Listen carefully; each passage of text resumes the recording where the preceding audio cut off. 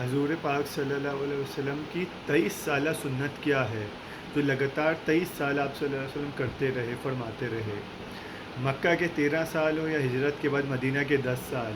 فتح مکہ کے بعد بھی غزوہ تبوک کے موقع پر حضور صلی اللہ علیہ وسلم مسلسل 23 سال یہ محنت کرتے رہے کہ اللہ کا دین لوگوں تک پہنچانا ہے، دوسروں تک پہنچانا ہے، ایک ایک فرد تک اللہ کا پیغام، اللہ کے احکامات، قرآن کو ایک ایک بندے تک پہنچانا ہے، یعنی دین کی دعوت دوسروں تک پہنچانی ہے۔ اور دین کے نظام کو، اسلام کے دیے ہوئے نظام کو، اللہ کے دیے ہوئے نظام کو،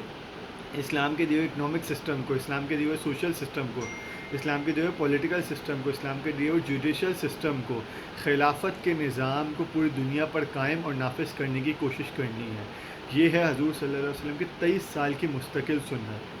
فتح مکہ کے بعد جب پورے عرب پر اسلام کا نظام، اسلام کا سسٹم آف لائف نافذ ہو گیا تھا، اسلام اکنامک سسٹم بھی عرب میں اسلام کا ہو گیا تھا،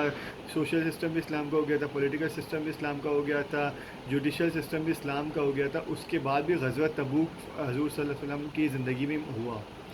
یعنی کہ دین کی دعوت دوسروں تک پہنچانی ہے، عرب سے باہر بھی پہنچانی ہے، پوری دنیا کے مسلمانوں تک پہنچانی ہے، اور دین کو پوری دنیا میں نافذ اور قائم کرنے کی کوشش کرنی چاہیے۔ آپ صلی اللہ علیہ وسلم کے بعد صحابہ کرام رضی اللہ عنہم کے دور میں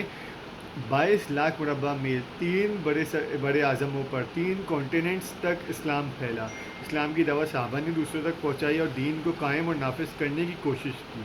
یہ حضور صلی اللہ علیہ وسلم کی مستقل 23 سال کی سنت ہے، ہمیں بھی یہ کام کرنا چاہیے۔ قرآن حدیث پاک صلی اللہ علیہ وسلم میں آتا ہے، مفہوم ہے کہ قرآن کی ایک آیت بھی کسی کو آتی ہو تو دوسروں تک پہنچاؤ۔ دین کی دعوت دوسروں تک پہنچانا، ایک ایک شخص کو دعوت دینا، اللہ سے جوڑنا، اللہ کے حبیب صلی اللہ علیہ وسلم سے جوڑنا، اسلام سے جوڑنا، یہ ہم سب کی ذمہ داری ہے، دین کی دعوت دوسروں تک پہنچانا، اور پھر دین کو پڑھنا، سیکھنا، سمجھنا اور اس کو نافذ کرنے کی اپنے ملک میں کوشش کرنا ہم سب پر فرض ہے۔ قیامت کے دن اس کے متعلق پوچھا جائے گا۔